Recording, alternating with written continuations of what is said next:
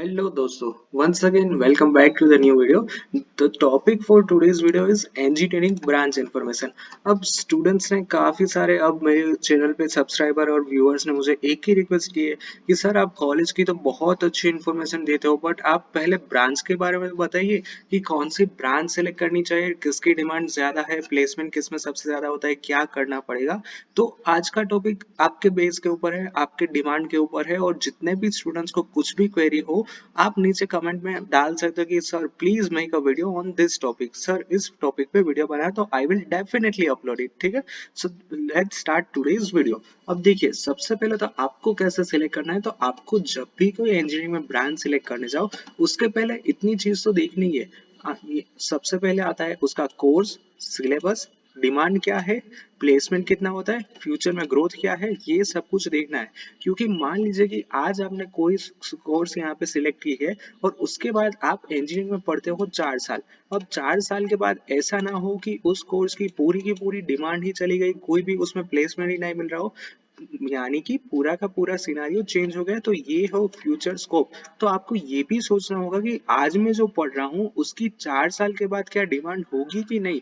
तो ये सब कुछ आपको अभी से कंसिडर करना होगा। ये सब कुछ देखने के बाद ही आपको कोई एक इंजीनियरिंग ब्रांच सिलेक्ट करनी होगी। अब मैकेनिकल, सिविल, इलेक्ट्रिकल ये सब कोर ब्रांच होती है, कंप्यूटर आईटी, इसमें तो इतनी ज्यादा दिक्कत बिल्कुल नहीं आती है। बट जो भी स्टूडेंट स्पेशलाइज ब्रांच में जाते हैं, स्पेशलाइज यानी कि कोई भी एक इंजीनियरिंग ब्रांच की भी एक सब ब्रांच उसके अंदर एडमिशन लेते हैं, तब यहाँ पे फ्यूचर स्कोप की दिक्कत आती है। तो ये सब कुछ कंसिडर करने के बाद ही आपको कोई यहाँ पे इंजीनियरिंग की ब्रांच सिलेक्ट करनी चाहिए। तो देखिए, सबसे पहली ब्रांच मैंने सिलेक्ट की है वो है एरोनॉटिकल इंजीनियरिंग। इसमें क्या होता है, इसमें जनरली एविएशन यानी कि जो उड़ान होती है, एरोप्लेन होते हैं, हवाई यात्रा होती है, उसके रिगार्डिंग सब कुछ करना होगा। यानी कि study, designing, manufacturing, testing, maintenance of aircraft and commercial aviation. उसके अलावा जितने भी डिफेंस सेक्टर होते हैं उसमें आपको एडवांस लेवल की स्टडी करनी होती है। तो ये होता है सबसे पहला एरोनॉटिकल इंजीनियरिंग। उसके बाद उसकी डिजाइन, कंस्ट्रक्टिंग, एनालाइजिंग, टेस्टिंग, ये सब कुछ आपको एरोनॉटिकल इंजीनियरिंग के पढ़ाई के अंदर सीखना होगा। और उसके बाद जैसे ही आप पास आउट होते हो after 4 year of engineering, mostly आप सिविल एविएशन डिपार्टमेंट है, डिफेंस रिसर्च है, डीआरडीओ है, लेबोरेटरीज है, उसमें आपका सबसे ज्यादा चांसेस होता है सिलेक्शन का। सो this is the first branch, और जो जो है एरोनॉटिकल ब्रांच। दूसरी है यहाँ पे ऑटोमोबाइल इंजीनियरिंग या फिर ऑटोमोबाइल इंजीनियरिंग। जनरली इसका प्रोनाउंसिएशन इस तरह से होता है, automobile engineering. The study of automobile engineering, उसमें भी design, development, fabricate, testing vehicle, vehicle component, ये सब कुछ आपको स्टडी करना होगा। उसके बाद उसमें मॉडिफिकेशन, क्रिएशन, उसमें जो भी कुछ चेंजेस है, रिपेयरिंग है, मेंटेनेंस है, ये सब कुछ आपको पहले पढ़ना होगा और उसके बाद इस फील्ड में आपकी जॉब लग सकती है। और उसमें elements such as mechanical, electrical, electronic, software, safety, ये सब कुछ आपके इंक्लूड होगा। और ऑटोमोबाइल में जितनी भी ऑटोमोबाइल के होते हैं उन लोगों को कहाँ पे जॉब मिलती है, manufacturers, road and transport department, automotive dealer, workshop, railway engine design और एक्सेट्रा एक्सेट्रा में आपकी जॉब लगने के चांसेस है।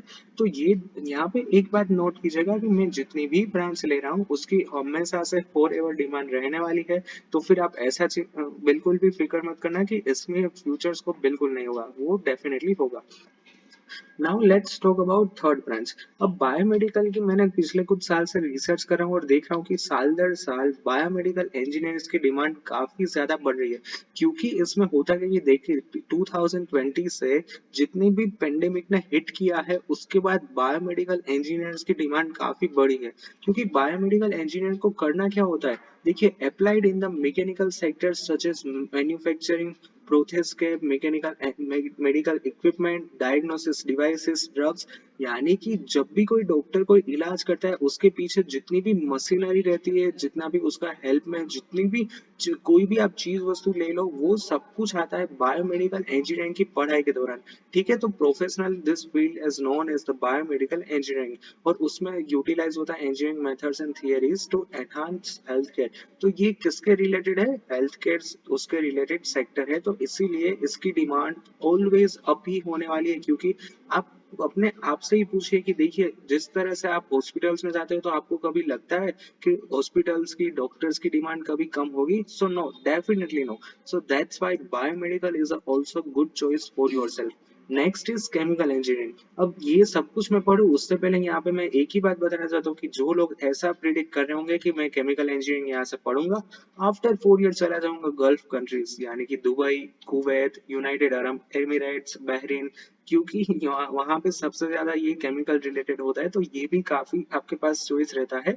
तो देखिए केमिकल इंजीनियरिंग में क्या होता है, design and maintenance of chemical plants, development होता है उसका, फिर कन्वर्टिंग रॉ मटेरियल्स और केमिकल्स इनटू वैल्यूएबल फॉर्म्स। सो ये सब कुछ आएगा आपकी केमिकल इंजीनियरिंग की पढ़ाई के अंदर, और उसके बाद आपको इसी सेक्टर में जॉब लगने के चांसेस है, ठीक है। अब नेक्स्ट ब्रांच है सिविल इंजीनियरिंग। अब यहाँ पे सिविल इंजीनियरिंग को किस में इंक्लूड करते हैं, कोर इंजीनियरिंग। कोर इंजीनियरिंग यानी कि उसमें सिर्फ 3 ही ब्रांच आएगी, सबसे पहली होगी मैकेनिकल, दूसरी होगी सिविल और तीसरी होगी इलेक्ट्रिकल। इन 3 ब्रांच को ही इंजीनियरिंग में कोर इंजीनियरिंग ब्रांच कहते हैं, क्योंकि ये एवरग्रीन है, काफी टाइम से चल रही है, और इसके अलावा इसकी फ्यूचर में भी एवरग्रीन रहने वाली है, कभी भी इसमें डिमांड बिल्कुल नीचे नहीं जाने वाली, ठीक है। अब सिविल इंजीनियरिंग में काफी सारे सब ब्रांच है, यानी कि सिविल इंजीनियरिंग के नीचे आप स्पेशलाइज ब्रांच में काफी कुछ पढ़ाई कर सकते हो। अराउंड 10 से 15 तक आपके पास ऑप्शन है, जैसे कि bridge engineer, structure engineer, road engineer, फिर क्वालिटी इंजीनियर, काफी सारे हैं। तो आप एक बार जरूर से रिसर्च करना कि आपको सिविल इंजीनियरिंग सिलेक्ट करना है या फिर सिविल इंजीनियरिंग में कोई एक स्पेशलाइज्ड ब्रांच, ठीक है। तो सिविल इंजीनियरिंग में क्या इन्वॉल्व होता है, planning, designing, executing structural work. उसके बाद कोर्स में आपके पास काफी सारी वेराइटीज होती है, जैसे कि मैंने ऑलरेडी बताया, designing, supervision, construction activity, public work like road, bridges, tunnel, buildings, airport, dams, water work, sewage system, ports, etcetera etcetera. तो civil engineering is also a good choice. Next is computer engineering, सबसे ज्यादा demand और सबसे ज्यादा placement देने वाली branch.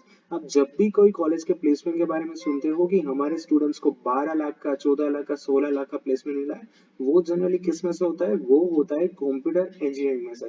तो computer engineering में आपके पास काफी सारी वेराइटीज होती है, जैसे कि hardware, software, operating system creation, algorithm, उसके बाद प्रोग्रामिंग लॉजिक्स, पैटर्न सॉफ्टवेयर, और मेनी मोर ऑप्शंस।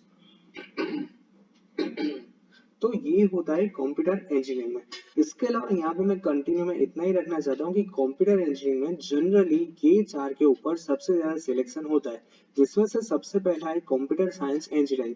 तो मेरा सजेशन यही रहेगा कि आप सबसे पहले कहाँ पे फोकस कीजिए, सबसे पहले DAIICT में आईसीटी कोर्स लेने की ट्राई कीजिए। अगर आपको इसमें एडमिशन नहीं मिल रहा है तो फिर आप यहाँ पे दूसरे पे सिलेक्ट कीजिए कंप्यूटर साइंस इंजीनियरिंग, जो कि है निर्मा यूनिवर्सिटी के। अगर उसमें भी आपका एडमिशन नहीं मिल रहा है तब आप सिलेक्ट कीजिए कंप्यूटर इंजीनियर, और उसके बाद आप सिलेक्ट कर सकते हैं आईटी इंजीनियरिंग। तो ये चारों की ब्रांच की डिमांड हमेशा से अप थी, अप है और अप रहेगी, और सबसे ज्यादा भी प्लेसमेंट यही सारी ब्रांच प्रोवाइड करती है। Next is electrical and electronics engineering.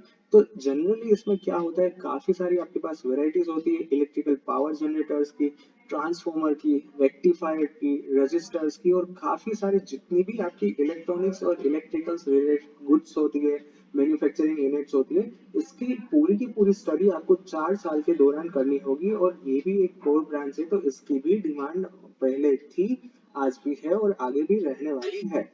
Next इसमें ही कंटिन्यू है कि आपको किस तरह से ये फील्ड हेल्प करेगा। तो देखिए प्रोडक्टिविटी बढ़ाता है इंडस्ट्री में, जैसे कि oil, energy, agriculture, telecommunication, media, including TV, radio and computers. तो आपके पास काफी सारी अच्छी अच्छी वेराइटीज है।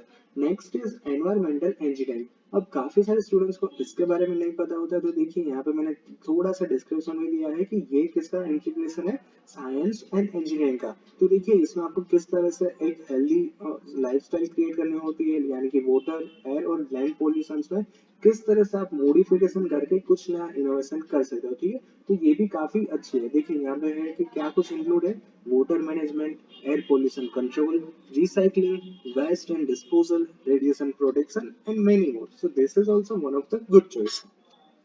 अब यहाँ पे मैंने थोड़ी सी ब्रांचेस इंक्लूड नहीं की है, क्योंकि वीडियो ऑलरेडी 10 मिनट के आसपास हो चुकी है, तो मैं नहीं चाहता हूँ कि वीडियो खामखा लंबी हो। तो यहाँ पे मैंने जितनी भी सब ब्रांचेस होती है उसकी यहाँ पे सिर्फ आपको डिटेल्स दी है, यानी कि इसके अलावा होता है इंस्ट्रूमेंटेशन एंड कंट्रोल, यानी कि IC engineering, mining engineering, food technology और मरीन इंजीनियरिंग। अगर आपको इन सारी रिलेटेड ब्रांच की इंफॉर्मेशन चाहिए तो please ask me in the comment section, so I will make a separate video for this particular branch. Now let's talk about the highest and most common branch यानी कि mechanical engineering. अब mechanical engineering में भी आपके पास काफी सारी specialised branch होती है. इसमें आपको क्या करना होता है, design machineries devices like automobile, trucks, airplanes, उसके अलावा train, tractors, heavy machine and even power plants. तो आपके पास काफी सारा वाइड वेराइटी होगी पढ़ाई करने की और आपको इसमें काफी अच्छे चांसेस है.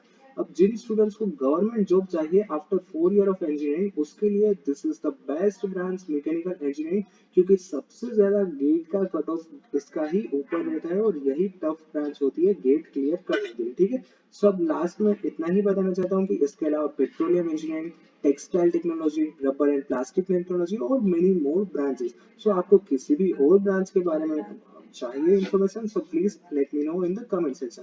और हाँ, आज मैंने जितनी भी ब्रांच कवर की है, अगर आपको उसमें से कोई क्वेश्चन हो so please do ask me in the comment section.